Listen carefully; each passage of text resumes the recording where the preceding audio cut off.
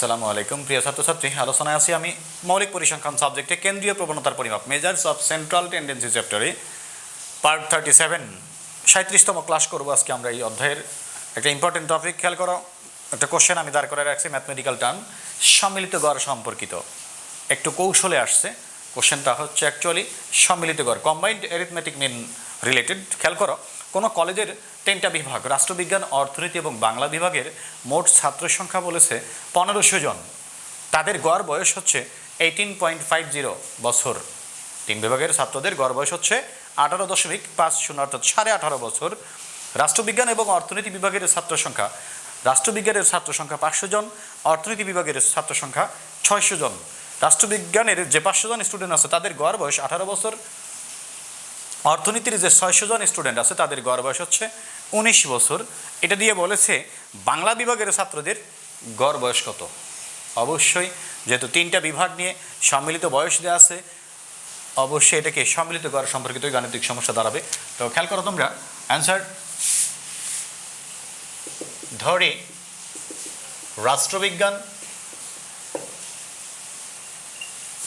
অর্থনীতি ও বাংলা বিভাগের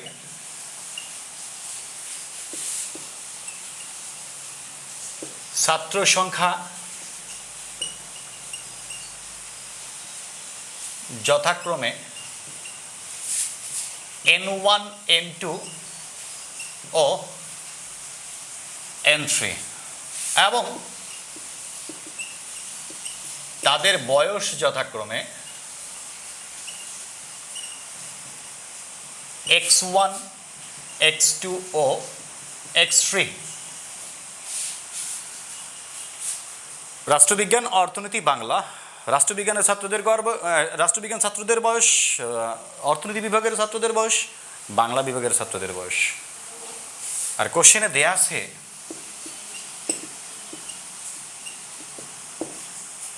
তিন বিভাগ মিলে মোট ছাত্র সংখ্যা অর্থাৎ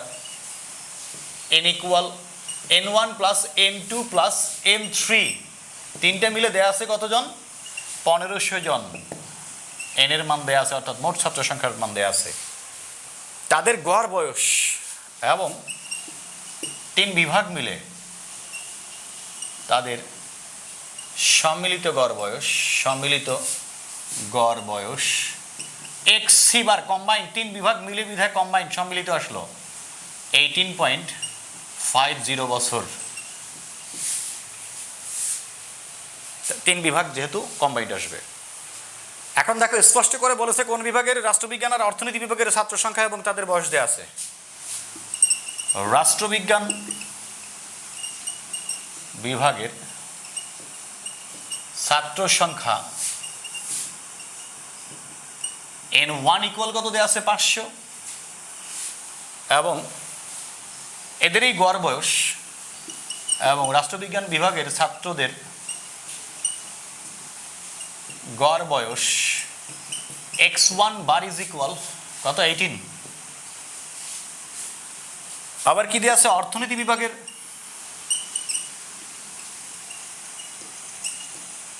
ছাত্র সংখ্যা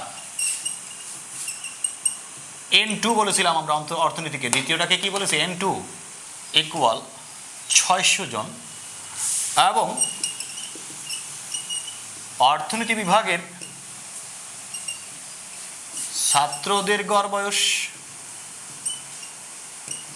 X2 বার ইজ ইকুয়াল কত? 19। বাংলা বিভাগের ছাত্রদের গড় বয়স কত জানতে চেয়েছে। তো বাংলা বিভাগের ছাত্র সংখ্যাটা কি হবে এটাকে আমরা দেখি। আমি এই ধারণাগুলো সবগুলোই উঠাই ফেলছি, তোমরা এটা উঠাই ফেলবা। আমি এটা মুছে দেবো, আমার স্পেস দরকার। তো কোশ্চেনটা উঠাই ফেলবা তোমরা। আমাদের জানতে চেয়েছে কি বাংলা বিভাগের ছাত্রদের গড় বয়স, X3 বারের মান জানতে চেয়েছে। তো বাংলা বিভাগের ছাত্র সংখ্যাটা আমরা আগে বের করে রাখি, মুছে দিচ্ছি আমি এগুলা। আবার অতএব বলি আমরা বাংলা বিভাগের ছাত্র সংখ্যা, বাংলা বিভাগের ছাত্র সংখ্যা n3 ইকুয়াল, স্পেস নাই নিচে আসতেছে দেখো, n3 equal n minus N1 plus N2, মোট তো ছিল আমাদের কত 1500, বাংলার রাষ্ট্রবিজ্ঞানের 500 আর অর্থনীতির হচ্ছে 600 জন।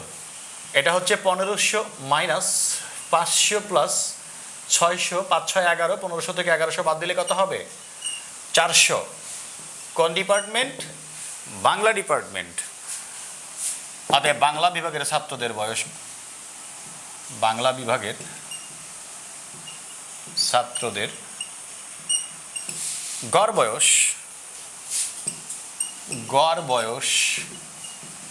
x3 bar is equal what? আমরা জানি, দেখো আমরা জানি সম্মিলিত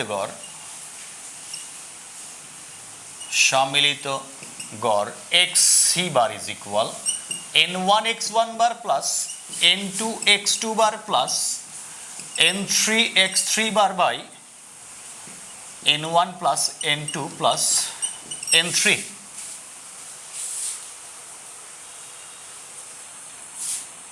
x3 বারের মান দেয়া আছে কত 18.50, শুরুতেই খেয়াল করে দেখো 18.50 সম্মিলিত গড়, অর্থাৎ 3 বিভাগের ছাত্রদের গড় বয়স হচ্ছে 3 বিভাগ মিলে ছাত্রদের গড় বয়স হচ্ছে 18.50 বছর, ইকুয়াল n1 এর মান হচ্ছে 500 ইন্টু x1 বারের মান হচ্ছে n1 এর মান 500, x1 বারের মান হচ্ছে 18 প্লাস n2 এর মান হচ্ছে 600 ইন্টু x2 বারের মান হচ্ছে 19 প্লাস n3 এর মান আমি একটু আগে বের করলাম 400 x3 bar by n1 n2 n3 তিনটা যোগ করলে হবে টোটাল মান 1500, কারণ শুরুতেই বলা হয়েছিল মোট স্টুডেন্ট 1500 জন। এখন ক্যালকুলেশন ফিনিশিং টানলে আমাদের অ্যান্সার পেয়ে যাবো আমরা। এই পাশটা আমি মুছে দিলাম, উঠায় ফেলবা তোমরা।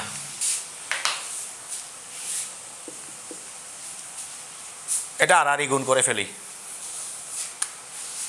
দেখো 18.50 ইন্টু 1500 ইকুয়াল 27750 ইকুয়াল 598 900 প্লাস 600 গুণ, সরি এটা ছিল 500,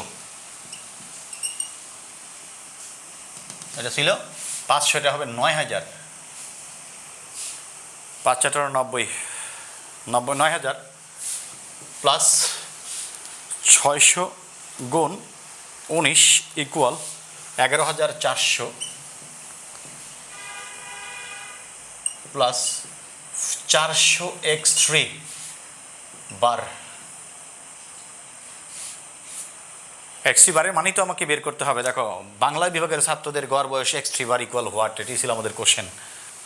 এখন দেখো আমি এটা কি করেছি, জাস্ট আর গুণ করেছি, এটা নিচে নাই মানে কি আছে 1, তো এটা কোনাকুনি গুণ করেছি আর গুণ, আর এটা জাস্ট আমি এটা গুণ করে দিয়েছি, এটা গুণ করেছি, এটা গুণ করেছি ইকুয়াল, আর পুরোটা এটা 1 এর সাথে গুণ করলে তো এটাই হবে। দেখো 27750 মাইনাস 9000 মাইনাস 11400 ইকুয়াল 400 x3 বার, ওইটা ইকুয়াল এটা লিখতে পারি আমরা 400 x3 বার ইজ ইকুয়াল, দেখো 27750 minus 9000 minus 11400 equal 7350 x3 bar equal 7350 by 400, অতএব x3 বার ইজ ইকুয়াল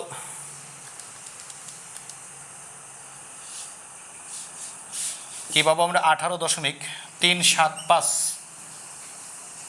কি পাইলাম এটা বাংলা বিভাগের ছাত্রদের গড় বয়স। অতএব বাংলা বিভাগের